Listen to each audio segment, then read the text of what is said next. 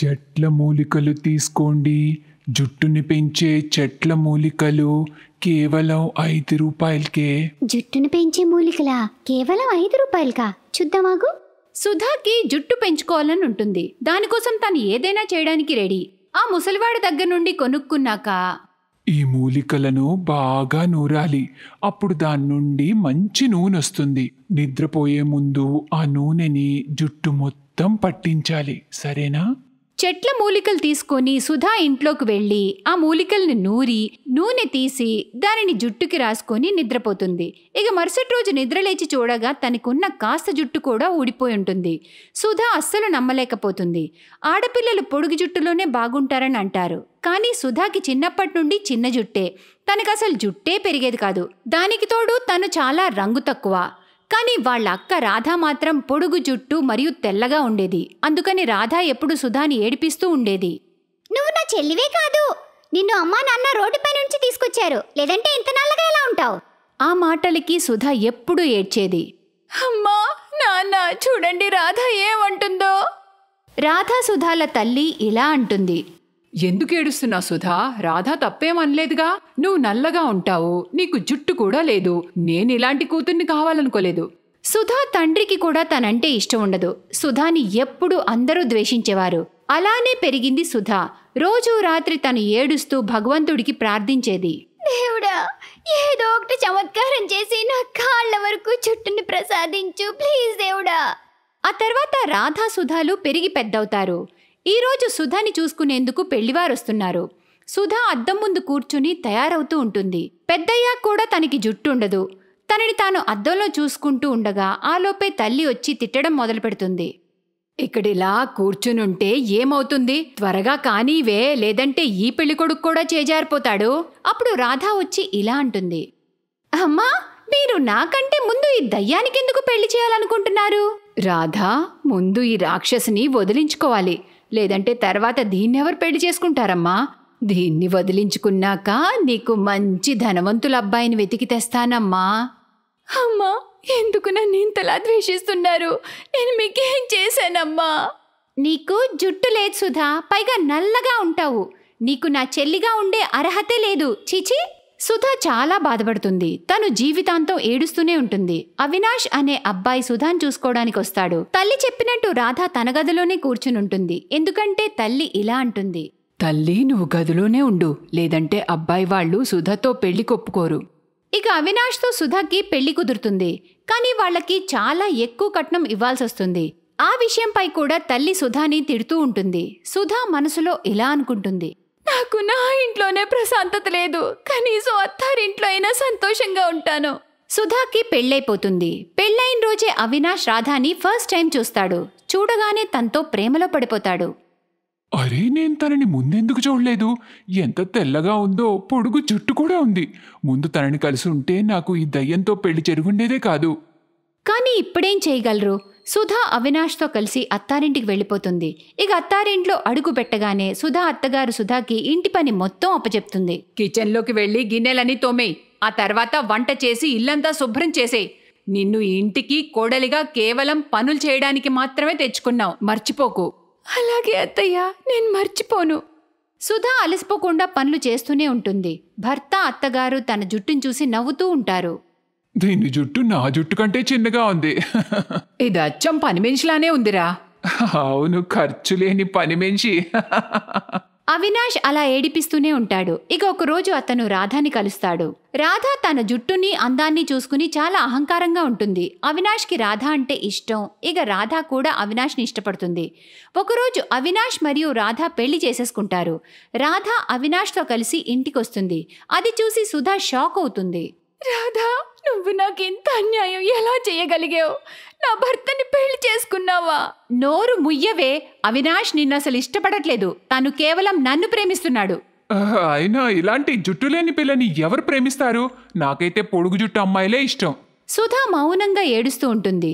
మరుసటి రోజు తను బజార్కి వెళ్ళినప్పుడు అక్కడ ఒక ముసలతను, చెట్ల మూలికలు తీసుకోండి.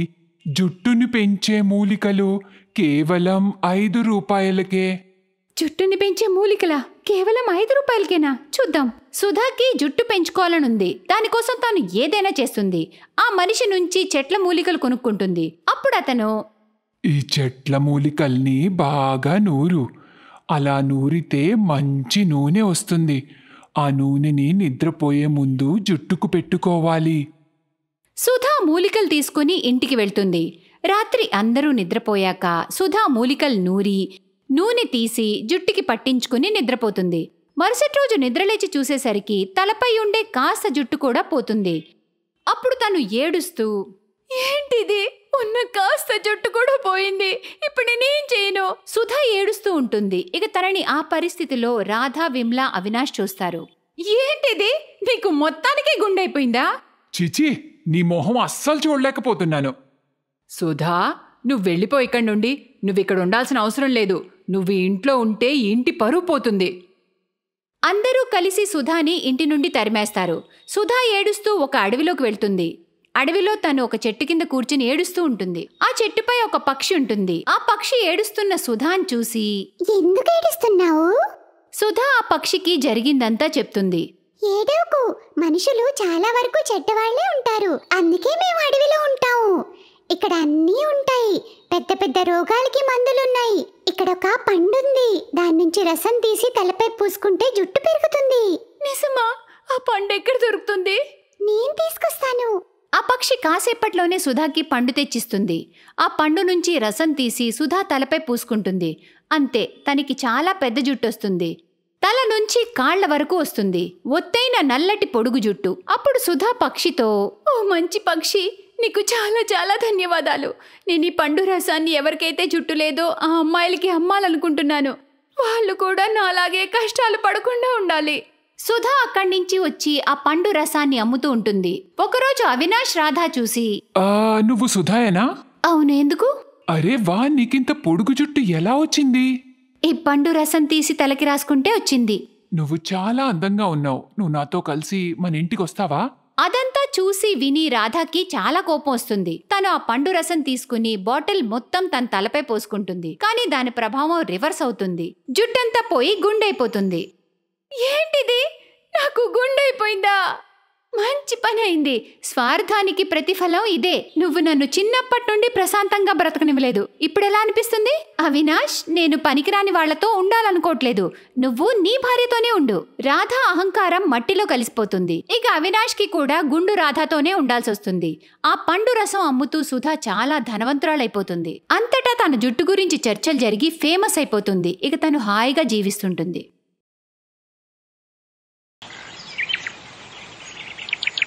కోమలి అనే పేరుగల ఒక అనాథ అమ్మాయి ఖాన్పూర్ అనే ఊరిలో ఒక చిన్న ఇంటిలో ఉండేది. తన తల్లిదండ్రులు ఈ లోకంలో లేరు. ఇప్పుడు తనకి 6 సంవత్సరాలు. తనకి జడ వేసుకోవడం కూడా రాదు. అందువల్ల తన తల చాలా చెదిరిపోయి ఉండేది. ఊరిలో పిల్లలు కోమలిని చాలా ఆట పట్టించేవారు. ఒకరోజు కోమలి ఊర్లో ఉన్న పిల్లల దగ్గరికి వెళ్ళింది. అరే చూడండి చూడండి, ఎవరొచ్చారో. తన జుట్టు చూస్తే ఎప్పుడూ తలదూకోలేదనుకుంటాను. ఇది జుట్టు కాదు, తన తల మీద గడ్డి మొలిచింది. కోమలి ఏడ్చుకుంటూ అక్కడి నుండి వెళ్లిపోయి ఇంటికి వచ్చేస్తుంది. తన ఇంట్లో పాత విరిగిపోయిన దువ్వెన ఉంటుంది. నేను నా తల దువ్వుకొని సరి చేసుకుంటాను. కోమలి ఆ దువ్వెనతో తన తలని దువ్వుకోసాగింది. కానీ తన వెంట్రుకలు ఎంత చిక్కుపడిపోతాయంటే ఆ చిక్కులు తీయడం చాలా కష్టమవుతుంది. అమ్మా, నువ్వు ఎక్కడికి వెళ్ళిపోయావు? ఇక్కడ నాకు జడ వేయడానికి ఎవరూ లేరు. పిల్లలందరూ నా జుట్టు గడ్డిలా ఉందని ఆట పట్టిస్తున్నారు. నువ్వు ఉంటే నా జుట్టు కూడా అందరిలాగా చాలా అందంగా ఉండేది కదా. కోమలి గట్టిగా ఏడవసాగింది. కానీ తన ఏడుపు వినడానికి ఆ ఇంట్లో ఎవ్వరూ లేరు. కొన్ని రోజుల తర్వాత కోమలి అడవి నుండి కట్టెలు తీసుకురావడానికి వెళుతుంది. కట్టెలు ఏరుకుంటూ ఉండగా తన జుట్టు చెట్టు పొదల్లో చిక్కుకుపోతుంది. అయ్యో, నా జుట్టు పొదల్లో చిక్కుకుపోయిందే. ఎంత ప్రయత్నించినా పొదల్లో చిక్కుకున్న జుట్టుని బయటికి తీయలేకపోతుంది. అప్పుడు దేవుణ్ణి ప్రార్థించసాగింది. దేవుడా, నేను ఏంటి ఇలా ఇరుక్కుపోయాను? ఇందులో నుంచి నేను ఎలా బయటపడాలి? నా జుట్టు చాలా నొప్పి వస్తుంది. నన్ను రక్షించు దేవుడా. అప్పుడు అక్కడ ఉన్న ఒక పెద్ద చెట్టు నుండి శబ్దం రావడం మొదలవుతుంది. దుఃఖించకు పాపా, ఇప్పుడే నేను నీ జుట్టును బయటికి తీస్తాను. అప్పుడు చెట్టు యొక్క మాయాశక్తి వల్ల కోమలి జుట్టు పొదల్లో నుండి బయటకు వస్తుంది. కోమలి భయపడుతూ ఆ చెట్టు వైపు చూస్తుంది. భయపడుకు పాపా, నేను నిన్ను ఏమీ చేయను. నేను ఒక మాయా చెట్టును. మాయా చెట్టా? నీకు చాలా కృతజ్ఞతలు. మీరు లేకపోతే నేను ఈ అడవిలోనే ఉండిపోయేదాన్ని. నువ్విక్కడ ఏం చేస్తున్నావు పాపా? నేను కట్టెలు తీసుకెళ్లడానికి వచ్చాను ఇక్కడికి. కానీ నా జుట్టు గడ్డిలా ఉండడం వల్ల పొదల్లో చిక్కుకుపోయింది. నా తల్లిదండ్రులు ఈ లోకంలో లేరు. ఇంట్లో నన్ను చూసుకునేవారు ఎవ్వరూ లేరు. నాకు జడ వేసుకోవడం కూడా రాదు. అందువల్లే నా జుట్టు గడ్డిలా అయిపోయింది. నేను వీటిని సరి చేసుకోవడానికి చాలా ప్రయత్నించాను, కానీ నా వల్ల కాలేదు. కానీ ఈ గడ్డి లాంటి జుట్టును చూసి ఊర్లో పిల్లలందరూ నన్ను ఆట పట్టిస్తున్నారు.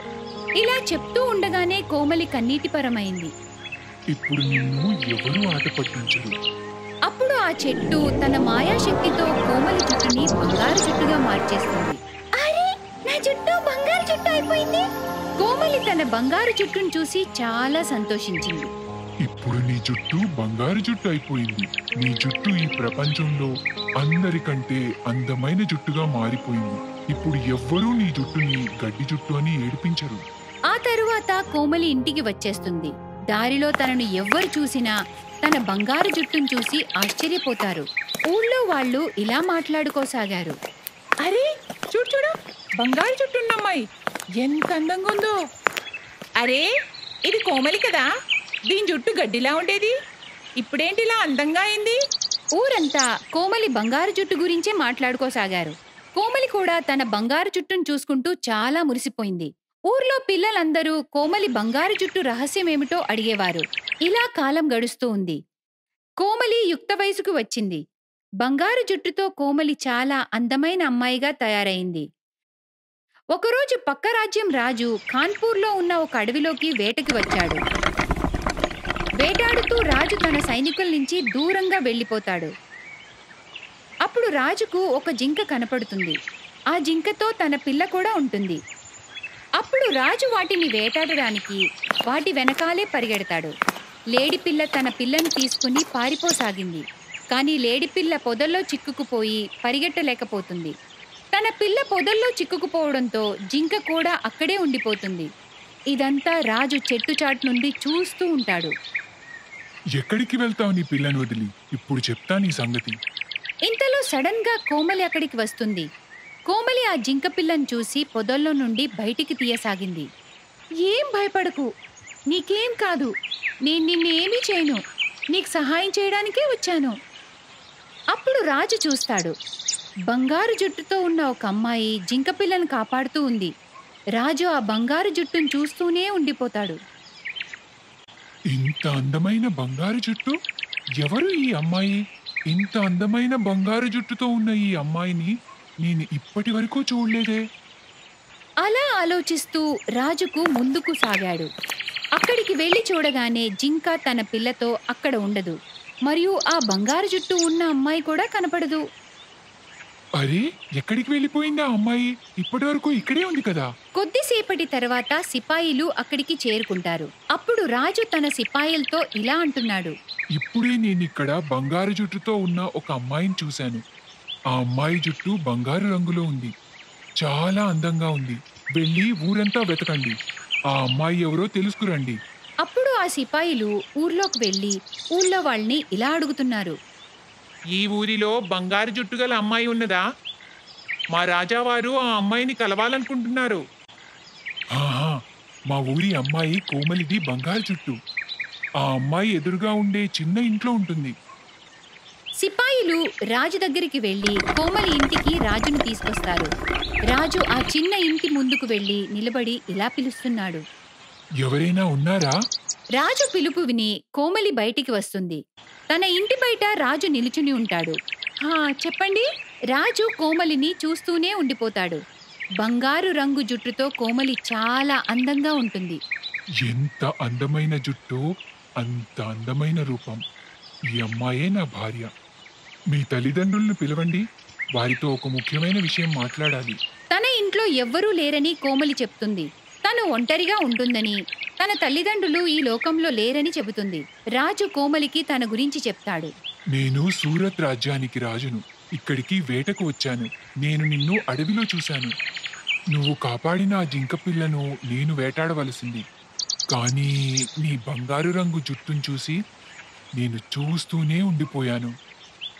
ఆ జింక పిల్లని మీరు వేటాడబోయారా? ఎందుకు? ఇంత అందమైన జంతువుని మీరెందుకు చంపాలనుకున్నారు? నువ్వు నాకు బాగా నచ్చావు. నేను నిన్ను వివాహం చేసుకుందాం అనుకుంటున్నాను. నువ్వు నన్ను పెళ్లి చేసుకుంటే నేను ఈ క్షణం నుండే వేటాడడం మానేస్తాను. రాజు చెప్పిన ఆ మాట కోమలి మనసు గెలుచుకుంది. కోమలి కూడా అంత పెద్ద రాజుని కాదనలేకపోయింది. ఎందుకంటే తను చిన్నప్పటి నుండి ఒంటరిగా ఉండేది. ఇంత ప్రేమని తను ఎన్నడూ చూడలేదు. ఆ తర్వాత రాజు ఆ ఊరిలో ఉన్న ఒక ఆలయానికి వెళ్ళి అందరి ముందు కోమలిని వివాహం చేసుకుని తనతో పాటు కోమలిని తన రాజభవనానికి తీసుకెళ్తాడు. రాజు కోమలిని చాలా ప్రేమగా చూసుకుంటాడు. కోమలికి ఇచ్చిన మాట ప్రకారం రాజు వేటాడడం మానేస్తాడు. ఇప్పుడు కోమలి చాలా సంతోషంగా ఉంది. చిన్నప్పటి నుండి ఆమె కోరుకునే ప్రేమ తనకి ఇప్పుడు దొరికింది. Best buddies. హలో ఫ్రెండ్స్, ఈ వీడియో చూసినందుకు మీకు ధన్యవాదాలు. ఒకవేళ మీకు ఈ వీడియో నచ్చినట్లయితే దయచేసి లైక్ చేసి సబ్స్క్రైబ్ చేయండి మరియు ఈ వీడియోపై కామెంట్ చేయండి. ఇంకో విషయం, షేర్ చేయడం మర్చిపోకండి. ఇలాంటి మరిన్ని వీడియోలు మీరు చూడాలనుకుంటే కిందనే ఉన్న బెల్ బటన్ని నొక్కండి. చూస్తూనే ఉండండి బెస్ట్ బడీస్.